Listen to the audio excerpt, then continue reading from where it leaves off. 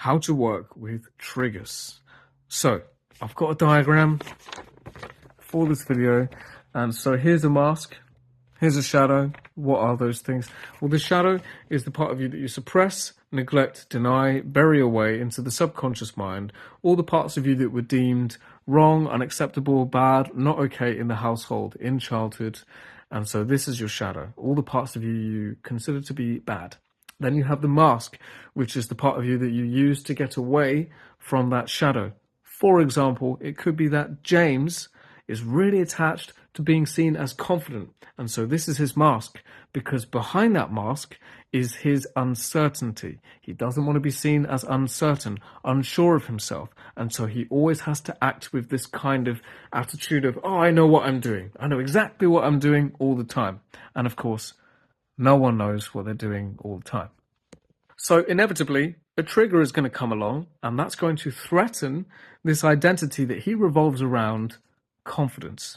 Let's say that this trigger is somebody coming up to him and asking, God, why do you not know how to ride a bike? Jesus Christ, you don't know how to ride a bike. That's so embarrassing. You're 23.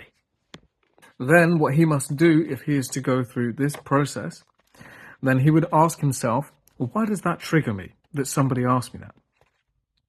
And the answer might be because it would make me look like a lost little lamb with no sense of direction. And then he can ask himself again, why does that bother me? And so you're working your way down through these twigs of belief. Why does that bother me? Why does that bother me? Why does that bother me? Well, that's because I would look uncertain, and uncertainty is bad. It's bad to look uncertain. And so he has hit he has hit the shame. He has hit the part of himself that he shames, which is uncertainty.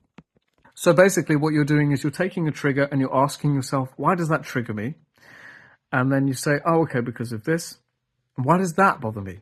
Oh, because of this. Why does that bother me? Why does that bother me? Until you get to the thing that you shame within yourself. So once James has found the uncertainty within himself that he shames so much, here we have the emotional, physical pain, because of course emotions come up as physical sensations in the body. And so his task in this process is to become aware of his body awareness, breathe with the pain. It's important to mention that the pain isn't necessarily going to be in this area in the stomach. It could be in the shoulders, in the chest, wherever. And it can be many different kinds of sensations. It could be a tightness. It could be that it feels as if it isn't even there. It could feel numb. It could be pulsating, could be swelling. There's so many different kinds of sensations. And so just to be present with your body in that moment of the trigger. It is also important to mention that you don't need to go through these questions in order for the body sensations to be there, because even when you don't ask these questions, when you get triggered, that tension in your body, wherever it is present. And so you can be aware of that. How do you practice body awareness? How do you practice presence? Well, meditation can be really, really useful. If you want to see that, I'll be doing another video on meditation, Anapana meditation, and body awareness. So, see ya.